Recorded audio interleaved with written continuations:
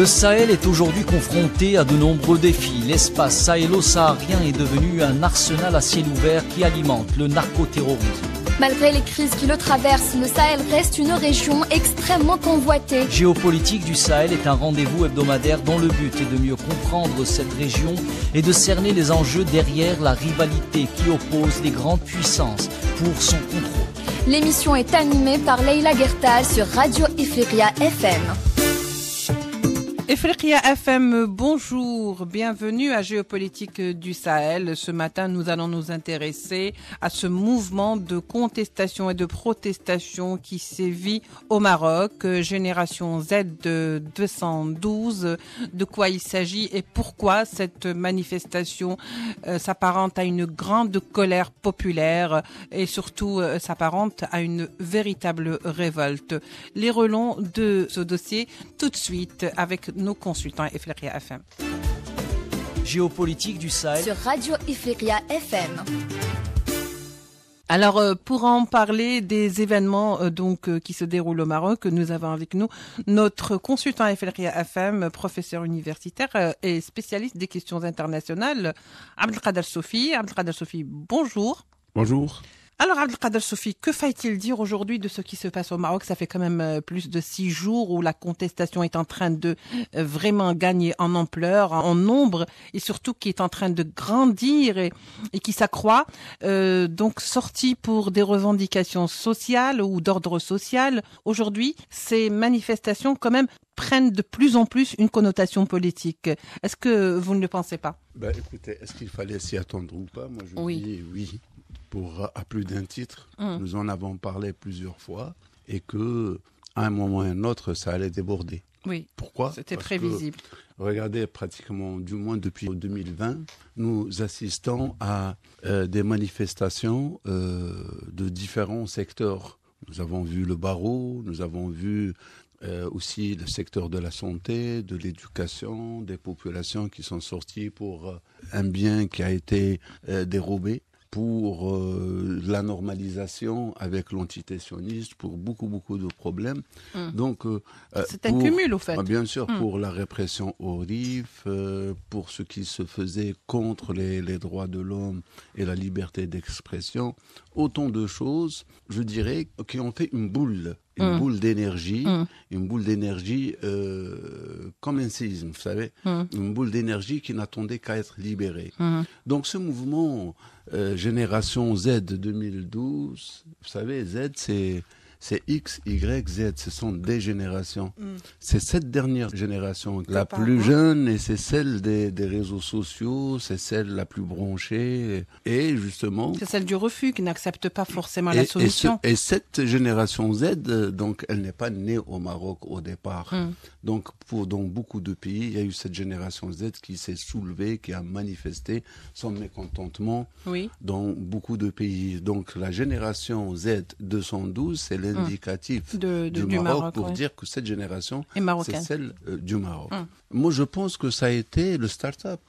C'était le point de départ, ou le décanteur qui a libéré cette énergie à la base, qui a été tellement, j'allais dire, pressée et compressée qu'elle a fini par exploser. D'ailleurs, remarque, quand il y a eu la sortie des premiers manifestants, c'était très pacifique, Oui. Donc la revendication était par rapport à des secteurs.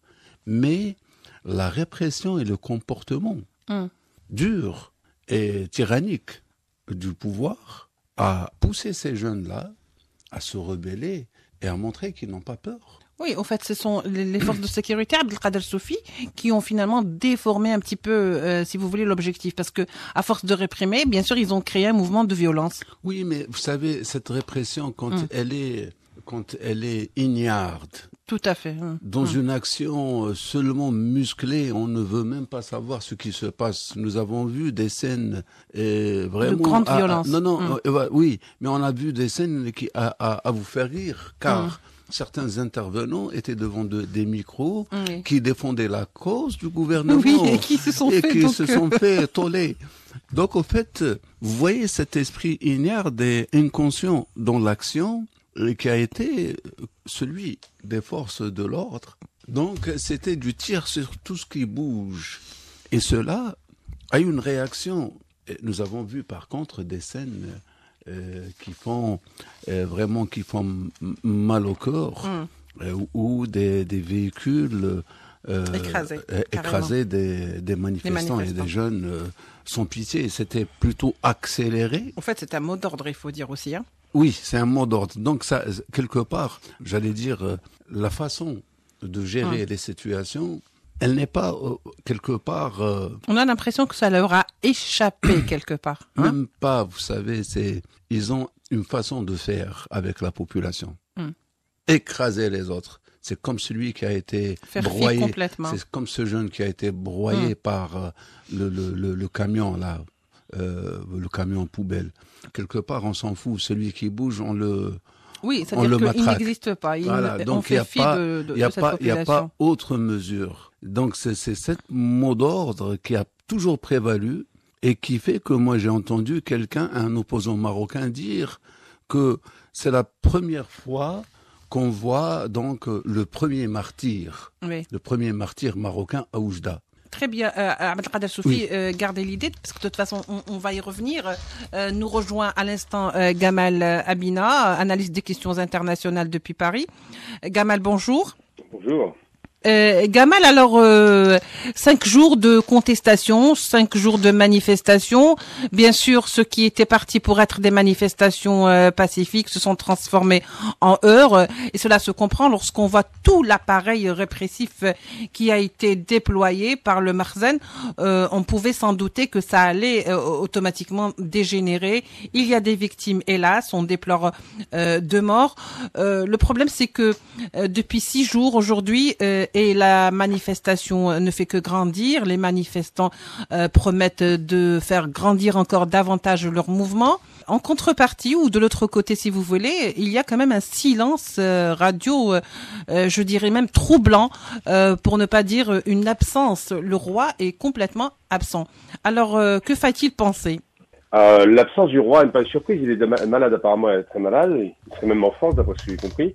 Puis parallèlement à ça, le roi, qui se positionne toujours au-dessus de tout le monde et des institutions, n'intervient qu'en dernier recours, en dépit du fait que beaucoup des manifestants ont réclamé l'intervention du roi direct. Il ne le fait pas, parce que c'est pas la première fois d'ailleurs. Il faut se rappeler quand même c'est une longue tradition d'action et de répression. Alors plutôt sous Hassan II, moins sous son régime à lui, mais il n'en demeure pas moins qu'aujourd'hui, depuis l'affaire du Hirak en 2016 avec Zarzafi et d'ailleurs, il réclamait la même chose que ce que réclament les manifestants aujourd'hui. Plus de soins, plus d'hôpitaux, plus de services. Et il a fini en prison, malheureux.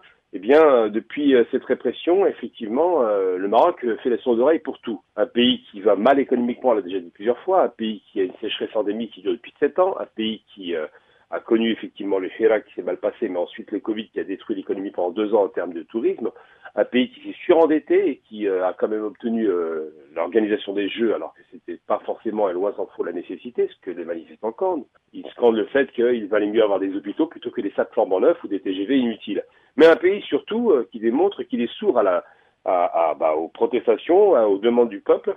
Parce qu'il y a 2 Maroc. Il y a le Maroc des milliardaires, le Maroc des hommes riches, le Maroc des voitures rutilantes et puis des hôtels de luxe, et le Maroc, effectivement, de la petite population, la majorité, donc le Maroc des campagnes, le Maroc déshérité, le Maroc du tremblement de terre, il n'a pas vu le relogement de ces 300 habitants qui ont été durement frappés, et un Maroc qui, en plus, s'autorise à signer les accords de la honte avec leurs pétitionnistes, et pour lesquels, d'ailleurs, beaucoup de manifestations sont organisées, pour empêcher, effectivement, le transfert, par exemple, d'armes en direction de l'entité. Donc tous ces éléments-là, c'est une multiplication d'humiliations qui frappent le peuple, et il devait arriver à un moment donné ou à un autre que cette génération Z 212, finalement, sorte du bois pour ces différentes raisons. 8 femmes qui sont mortes en couche à l'hôpital, des conditions économiques dégradées, un mépris pour la cause palestinienne, un mépris pour les différentes demandes face à un homme, le Premier ministre est quand même milliardaire, je le rappelle, Hanouch, c'est une honte, un milliardaire qui dirige un pays où il y a beaucoup de pauvres. Tous ces éléments-là ont été les éléments constituants effectivement de cette explosion sociale.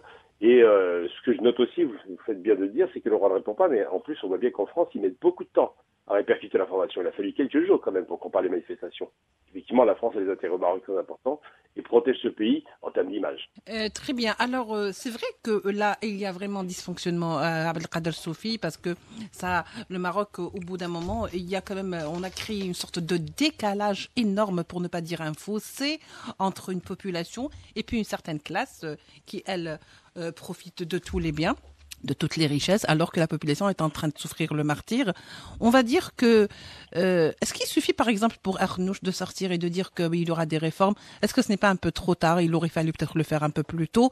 Est-ce qu'il sait que c'est lui-même qui est contesté en tant que chef du gouvernement et que même si derrière il y a un roi et que si la population ne le dit pas encore ouvertement, on a entendu par exemple des slogans où on disait que même le roi était contesté, c'est-à-dire pour ne pas aller très loin. Vous savez, il y a des causes-preuves et un mode opératoire. Voilà. Donc, en ce qui concerne les causes-preuves, par exemple, vous avez le contraste avec le type d'habitat des citoyens et ce qui se construit aujourd'hui, ce que l'État investit pour la Coupe du Monde, pour la Coupe d'Afrique. En contrepartie, les citoyens sont chassés de chez eux. Pour compte, oui. Donc, exactement, pour construire ces terrains.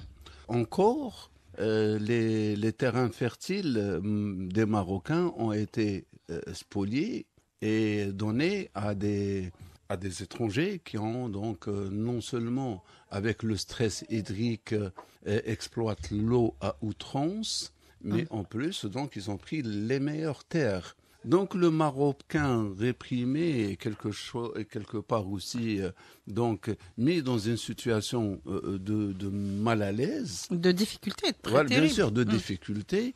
En plus, quand je dis la cause preuve, par exemple, le séisme d'El Houez, il est toujours vivant. C'est une blessure que les Marocains voient au quotidien. Oui, puisqu'ils Donc, le gouvernement n'a pas eu, j'allais dire, la présence d'esprit d'éliminer les résidus de ce séisme. Donc, le séisme, c'est comme s'il vient de se produire ou de se passer. Oui.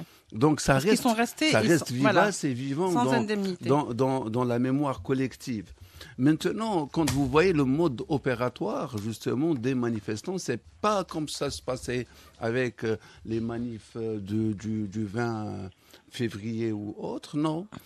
Aujourd'hui, en intensité, c'est différent. Il y a une gestion qui est bien occulte, que le Marzen n'arrive pas à détecter la boîte noire, justement, de cette gestion. En plus, ça rappelle un peu ce qu'on appelle le mode opératoire des printemps arabes. On ne donne pas le lieu de la manif qu'une heure ou une heure et demie avant l'événement. Oui. Ça veut dire que les forces sont déroutées. Ensuite, il y a autre chose. Ça rappelle aussi ce qui s'est passé en Tunisie avec l'histoire de l'assassinat de, comment il s'appelle, Azizi ou quelque chose comme ça. Bouaziz, voilà. Donc, plutôt il y a toujours une avance dans la revendication des manifestants. Au départ, ça a été pacifique. Ça a été le travail, la santé. Pourquoi? Et l'enseignement. Pourquoi? Parce que des revendications ils ont dit que nous voulons construire des écoles au lieu de construire des stades. Nous voulons construire des hôpitaux au lieu de construire des stades. Nous voulons donc un minimum de décence dans la population. C'est des droits légitimes. Après la sortie et les heures, donc là, il y a eu un troisième élément. C'est la liberté et la bonne gouvernance. Ce sont des éléments qui ont dépassé les premières revendications. Après, donc, le 3e, 4e jour, certains manifestants appellent à la fin du régime.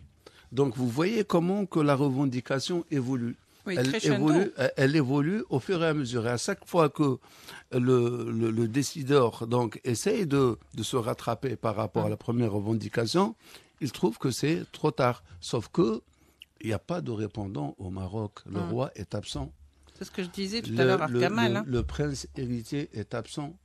Le frère du roi est absent. Toute la famille royale est absente. Le gouvernement est absent. Et alors que maintenant, le gouvernement ne peut même pas faire face parce qu'on se dit que voilà, les 156 familles richissimes au Maroc, c'est elle qui détient les rênes et c'est elle qui donc fait la vassalité au profit d'autrui, mais aussi elle en profite. Les Marocains, jusque-là, ont été empêchés de manifester d'une façon comme elle se doit par rapport au ressenti de la normalisation, donc de la pauvreté. Oui, c'est une colère qui a grandi au fur et à mesure. Gamal Abina, c'est vrai, maintenant on dit que même le gouvernement ne peut rien faire. Le problème, c'est que c'est le gouvernement qui est pointé du doigt. C'est ce gouvernement d'Arnouch qui a ramené toute cette corruption au pays, et c'est ça qu'on lui reproche au fait.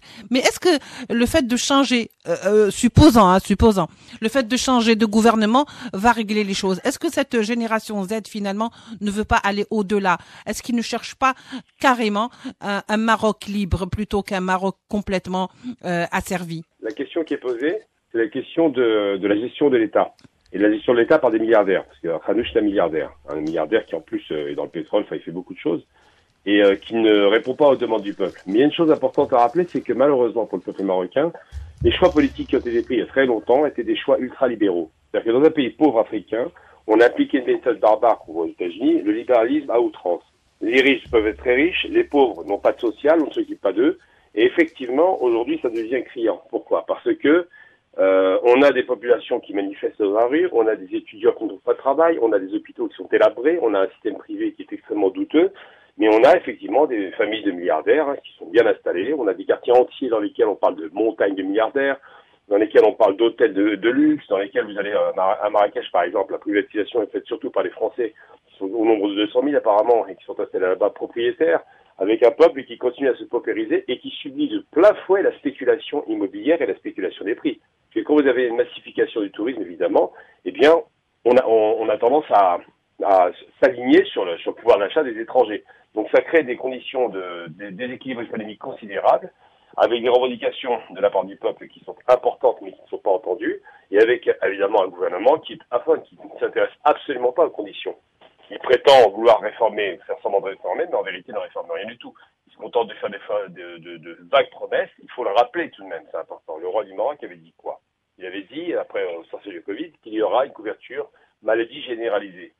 Mais si c'est pour se retrouver dans un hôpital où on finit par mourir en couche parce que les systèmes sont défaillants et parce que de toute façon les gens n'ont pas les moyens de se payer les soins, ben on se rend compte que les promesses ne sont jamais tenues parce qu'effectivement dans un pays ultralibéral, c'est chacun pour soi, les moyens économiques ne sont pas au rendez-vous, c'est pas grave, débrouillez-vous, pourvu que l'investisseur étranger puisse trouver pleinement satisfaction sur ses investissements et qu'il rentabilise à fond ses investissements avec des salaires bas, eh bien, ça arrange tout le monde. Donc, dans un système ultralibéral, le riche devient de plus en plus riche, le pauvre de plus en plus pauvre, et les revendications sociales sont complètement méprisées. Oui, alors dans ces cas-là, Gamal Abina, est-ce que finalement on est en droit de se poser, parce qu'on l'a constaté quand même durant ces 5 jours de manifestation, c'est que on n'est plus dans la revendication économique, c'est-à-dire que le Marocain est en train de dire d'une manière que ce n'est pas parce que on n'a pas accès aux soins convenablement, ni aux études convenablement, ni à une vie décente. C'est pas pour seulement ça, mais c'est pour une dignité, et que cette dignité passe avant tout par une situation politique claire. Donc finalement, on est quand même face à un malaise politique depuis qu'il y a eu une normalisation et qui a complètement, si vous voulez, donné le coup de grâce à tous ces Marocains qui refusent justement d'être un pays normalisateur avec l'entité sioniste. Tout à fait. On sait que le peuple marocain pour la Palestine a toujours été un des plus grands peuples qui a manifesté en faveur de la Palestine, puisque les conditions palestiniennes intéressent le peuple, que le commandant des croyants autoproclamé est soi-disant la personne qui est en charge de Quds, donc qui est en charge de protéger et préserver les intérêts simplement de Jérusalem.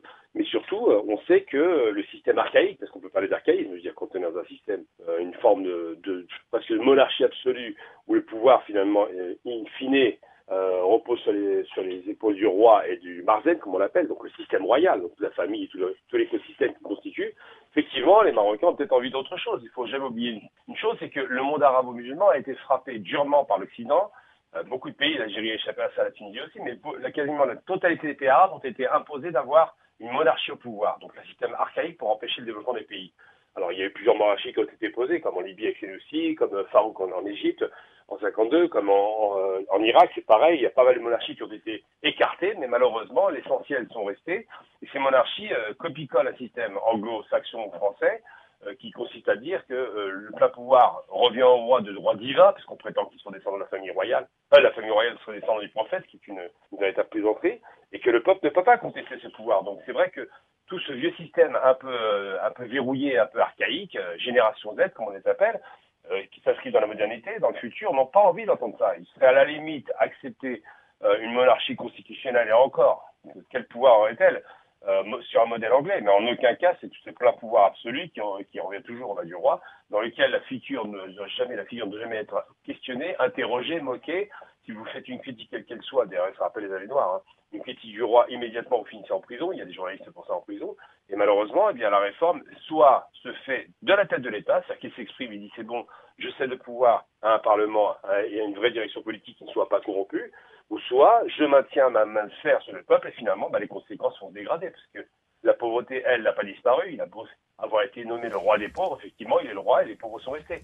Oui. C'est quelque chose qui pose problème. Voilà, alors vraiment dans le sens propre du terme, hein, c'est le roi des pauvres. Merci Gamal. Finalement, Abdelkader Sofi, est-ce que cette génération Z aura raison du gouvernement d'Arnouch, et est-ce que cela est suffisant lorsqu'on sait que ce mouvement qui est inédit dans son ampleur et ses modes d'organisation est en train aujourd'hui de prendre vraiment de la verve et de la force aussi? Je pense que sur le terrain, il n'y a pas Parce qu'il a été rallié encore. Oui, sur le terrain, il n'y a pas que la génération Z, il y a la génération X, il y a la génération Y et Z. Z a été le déclencheur. Tout à fait. A été le déclencheur. Aujourd'hui, on le voit bien que les erreurs stratégiques qui ont été construites, au lieu de régler le problème des Marocains, on a essayé de créer une crise parallèle. Voilà ce qu'on ne dit pas. À chaque fois qu'il y a des revendications, on a essayé d'exporter la crise vers le voisin de l'Est. Et que les Marocains, au lieu de, j'allais dire quelque part pour beaucoup, ils ont fait un transfert de leur malaise sur la politique en Algérie. Oui. Donc, vous avez vu jusqu'au point où donc les éléments du Merzen ont créé une génération Z 213 et qu'ils voulaient que les Algériens manifestent. Mais pourquoi les Algériens manifestent? Les Algériens n'ont aucun problème. Donc, sur le plan social... Ce n'est pas du tout le même cas de figure. Hein. Pas du tout aujourd'hui. D'ailleurs, les Marocains, ils sont sortis parce qu'ils sont très à jour avec ce que fait le gouvernement et l'État algérien avec la population. Ils ont vu qu'il y a une prime de chômage. Ils ont vu qu'il y a la santé, elle est gratuite. Ils ont vu que l'enseignement est gratuit et accessible à tous. Ils ont vu que l'État construit, surtout. Et ils ont vu que l'État construit justement des écoles par milliers chaque année. Ils ont vu que l'Algérie... Une politique sociale... Attendez, j'arrive. Ne serait-ce que d'apport sur les deux premières revendications sur le plan de santé. La santé et l'éducation. Donc l'Algérie est en train de construire le plus grand hôpital pratiquement en Afrique avec les Qataris. Ils ont vu que les investissements de l'État algérien vont dans le développement local. L'Algérie ne s'est pas souciée de plaire ailleurs, mais elle veut être au diapason et en harmonie avec le peuple, car le peuple, c'est le pilier de la nation. Je l'ai dit plusieurs fois et je le redis. Une nation a 3 piliers. Elle a le territoire, elle a la population et elle a le pouvoir politique. Sauf que le pouvoir politique ne peut avoir donc à exercer sans ce qu'on appelle un pacte social. Et là, le pacte social au Maroc est rompu. Il n'y a pas de relation avec le décideur. Le décideur ne fait que pour lui et il ne fait qu'à sa tête et qu'à sa guise. Le peuple, il s'en fout. D'ailleurs, l'image du citoyen qui est renversé par un véhicule exprime quelque part cette politique de l'État et ce dénigrement du citoyen. Ça veut dire tuer un citoyen, c'est pas important, c'est rien. Oui. D'ailleurs, il y a eu depuis plusieurs morts, des centaines et des centaines de blessés. Je ne parle pas des gens qui ont été incarcérés à tort ou à travers. Ça prenait dans tous les sens. Et là, je crois que cette situation, si il y a une chance pour que les choses vont connaître une accalmie, peut-être je dis, lors de l'Assemblée du Parlement, peut-être que le roi apparaîtra et fera un discours, mais cette fois-ci, il faudrait que le discours soit réaliste et soit attentif et aux attentes des citoyens. Sinon, ça peut être le deuxième point déclencheur de la fin de la monarchie. Oui. Alors dans ces cas-là, Gamal Abina, est-ce que vous ne pensez pas que le bouc émissaire tout trouvé pour calmer ces ardeurs ou pour calmer peut-être ces manifestations et ces jeunes surtout pourrait être le gouvernement, étant donné que derrière ce gouvernement, il y a quand même un roi qui jusque-là n'a pas dit le moindre mot. D'abord, d'une part, comment doit-on expliquer ceci? Pourquoi cette vacance du roi qui certains le donnerait pour qui aurait quitté le pays. Et est-ce que vous pensez que la solution gît dans le simple fait de changer de gouvernement, surtout que cette jeune ou ces jeunes se sont rendus compte que finalement le Maroc n'était pas aussi pauvre que ça, puisque on pouvait ériger un stade dans un temps record, alors qu'on ne pouvait pas tout simplement restaurer ou améliorer des situations précaires dans des hôpitaux, dans des écoles. Oui, effectivement, il y a de l'argent là où on veut bien l'allouer, mais la question, effectivement, c'est pas le lampisme. Le lampisme, Hanouch, je veux dire, ce gouvernement, s'il devait sauter, ça ne ferait aucune différence. Absolument. C'est pas une question du gouvernement, c'est une question de, le gouvernement, c'est une question de direction de la haute politique du pays, de la tête de l'État. C'est-à-dire que les questions qui se posent, c'est qu'il y a une sorte de, c'est littéralement figé. On est dans un pays qui est figé, qui préserve toujours les apparences. Ça savent très bien faire ça. Carte postale est toujours magnifique. Mais dans les faits, on a effectivement un pays qui est bloqué, un vrai blocage qui soit politique, socio-économique, culturel, dans lesquels on vend du rêve aux étrangers. Et le peuple du Maroc, lui, le petit peuple, je parle pas évidemment de ceux qui sont bien lotis, le peuple du Maroc, lui, ne voit que les fruits de l'abandon, littéralement. Et donc cette façon de prospérer, cette façon d'agir, cette façon de se mettre une situation favorable pour les uns et puis défavorable pour les autres, au bout d'un moment, ça finit par craquer. C'est un peu comme la Tunisie. Ça rappelle par bien des écarts d'ailleurs la Tunisie, quand effectivement Mohamed Bouazizi s'immole par le feu. Ce geste dit quoi? Il dit que finalement ma vie ne vaut rien, que je n'ai aucune valeur au niveau de la loi, au niveau de l'État, et qu'à la limite que je me brûle, c'est pas grave. Pourtant, il était musulman, donc un suicide. Eh bien, c'est pareil. C'est-à-dire que la face côtière est toujours très belle, au Maroc, en Tunisie, dans les pays touristiques. La face côtière est belle. Il y a des belles plages, des beaux hôtels, quelques infrastructures un petit peu rutilantes. Et puis dès que vous sortez de ça, vous vous retrouvez dans un arrière-pays qui est complètement abandonné, une jeunesse qui est désirante, des ingénieurs qui souvent font les taxis pour essayer d'avoir un peu de travail, un peu d'argent, un peu de revenus, et effectivement un écart énorme entre les riches extrêmes et les pauvres extrêmes. Ça rappelle un peu en Tunisie avec la famille travaillistique. Bien que la Tunisie a, bien que il y a quand même des différences, c'est-à-dire. Oui, fondamentalement, la différence fondamentale, c'est qu'il y avait une famille prédatrice des richesses en Tunisie, mais une chose, elle a été préservée. Le choix à la Tunisie n'est pas celui d'Hassan II. Les Tunisiens ont parié sur le toute éducation. Ils n'ont pas dépensé des sommes faramineuses une société civile très active. Voilà. Et surtout des gens éduqués qui vont à l'école, qui malgré tout travaillent. Il y a une crise économique qui s'est installée, mais il n'en demeure pas moins que le pays est quand même, sur un plan socio-économique, quand même beaucoup plus solide. On a un pays vraiment même bien au niveau développé. De l'expression et de la liberté d'expression aussi. Tout à fait. Alors qu'au Maroc, c'est vraiment extrêmement verrouillé. Et surtout, dans un pays où 50% de la population estimée n'aurait pas accès à l'école ou ne serait pas lettrée, alors que la Tunisie est 100% alphabétisée, c'est les choix politiques. D'ailleurs, on compare souvent l'Algérie au Maroc, ce qui n'a aucun sens. L'Algérie est un pays rentier, des barrages. Pas comparer un pays riche, pétrolifère, gazier, et puis avec d'autres richesses multiples, et un pays qui est très social avec un pays ultralibéral pauvre. Il faudrait comparer deux pays pauvres au démarrage de l'indépendance en 56, Maroc et Tunisie. Ils partent avec les mêmes difficultés, avec le même peuple peu éduqué, avec les mêmes contraintes économiques et sans pétrole et sans gaz. Et pour autant, tous les deux ont du phosphate d'ailleurs, faut le rappeler aussi. Donc un point commun. Et tous les deux, finalement, en proportion à la population, n'atteignent pas les mêmes résultats. La Tunisie fait aussi du tourisme de masse, mais la Tunisie développe tout ce qui concerne le scolaire, tout ce qui concerne le système hospitalier. Il y a quand même un équilibre sur le plan de la population. Le Maroc n'a pas ça. Oui. Justement, juste une dernière question brièvement. Gamal Abina, alors c'est vrai qu'à un moment donné, vers la normalisation avec l'entité sioniste, le Marsan ou le Maroc avait pour objectif un peu de déstabiliser ou en tous les cas tenter de déstabiliser l'Algérie par cette proximité sioniste à ses frontières, et ça a fini finalement toutes ces manœuvres, je dirais, par leur éclater à la face, parce que finalement ça s'est retourné contre eux. Il y a comme un retour de manivelle là. La différence, vous avez fait tout à l'heure un rapport, vous avez une différence entre l'Algérie et le Maroc en matière de revendications sociales.